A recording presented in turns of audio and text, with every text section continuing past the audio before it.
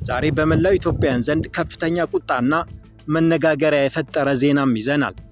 የአሜሪካው ፕሬዝዳንት ዶናልድ ትራምፕ በድጋሚ ወደ ስልጣን በመጡ በአንደኛው ዓመታቸው ስለ ህዳሴው ግድብ እጅግ አነጋጋሪ አስተያየት ሰጥተዋል። ግብጽ በቂ ውሃ እንዳታገኝ ያደረገውን የግድቡን ጉዳይ እኔ መፍታት አለብኝ ሲሉ ተደምጠዋል። ትራምፕ ምን አሉ? የኢትዮጵያ መንግስትስ ምን ምላሽ ሰጠ? ዝርዝሩን አብረን እንከታተል። ቻናላችንን ሰብስክራይብ፣ ላይክ፣ ሼር በማድረግ እውነተኛና የተረጋገጡ መረጃዎችን ያግኙ። ፕሬዝዳንት ዶናልድ ትራምፕ ትናንት ማክሰኞ ጥር 12 2018 ለጋዜጠኞች በሰጡት መግለጫ የህዳሴውን ግድብ ጉዳይ ምንኛ አስከፊ ነገር ነው ሲሉ ገልጸውታል። ትራምፕ እንደሚሉት ኢትዮጵያ የአባይን ወንዝ ፍሰት የሚያስቆም ግድብ ሰርታለች። በዚህም ምክንያት ግብጽ በቂ ውሃ እያገኘች አይደለም ብለዋል። ፕሬዝዳንቱ አክለውም ግብጽ አባይ ውስጥ በቂ ውሃ የላትም፣ ውሃውን ለቱሪዝም፣ ለጉዞና ለብዙ ነገሮች ይጠቀሙበት ነበር። አሁን ግን ይህ የህዳሴ ግድብ ነገሮችን ውስብስብ አድርጎባቸዋል፣ እሱም መፍታት ይኖርብኛል ሲሉ እቅዳቸውን ይፋ አድርገዋል። ትራምፕ በዚህ ንግግራቸው ውስጥ እጅግ አስገራሚ የሆኑ ነጥቦችንም አንስተዋል።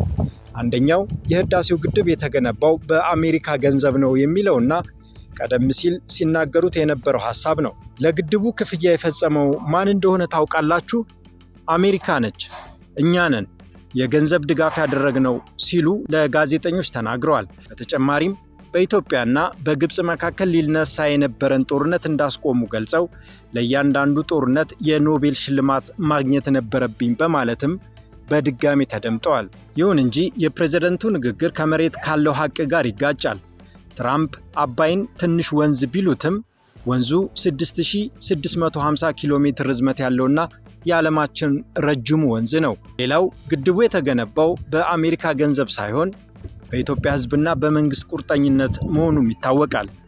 የኢትዮጵያ የውሃና ኢነርጂ ሚኒስትር ዶክተር ሀብታሙ ኢተፋ ቀደም ሲል ለቢቢሲ በሰጡት ምላሽ ግድቡ በኢትዮጵያ ሕዝብ ገንዘብ ነው የተገነባው በማለት የትራምፕን ንግግር አስተባብለዋል።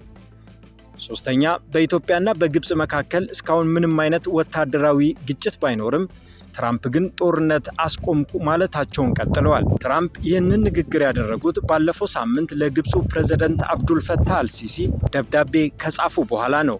በደብዳቤያቸውም የናይል ወንዝ ክፍፍል ጉዳይን ለአንዴና ለመጨረሻ ጊዜ ለመፍታት እፈልጋለሁ ማለታቸው ይታወሳል። ኢትዮጵያ በበኩሉ አሁንም ቢሆን በህዳሴው ግድብ ዙሪያ ለመነጋገር በሯ ክፍት መሆኑን በተደጋጋሚ ብትገልጽም የአሜሪካው ፕሬዝዳንት ወገንተኝነት የታየበት ንግግር ግን ውጥረቱን ሊያባብሰው ይችላል የሚል ስጋት ፈጥሯል። የትራምፕ የግድቡን ጉዳይ መፍታት አለብኝ ባይነት ለኢትዮጵያ ምን ይዞ ይመጣ ይሆን? ግድቡ በኢትዮጵያውያን ገንዘብ ነው የተሰራው የሚለው ንግግርስ ምን ያህል ያበሳጫቸዋል? ሐሳባችሁን በኮሜንት መስጫው ላይ ጻፉልን። የቻናላችን ቤተሰብ ካልሆናችሁ ሰብስክራይብ ማድረጋችሁን አትርሱ። ሰላም ለሀገራችን።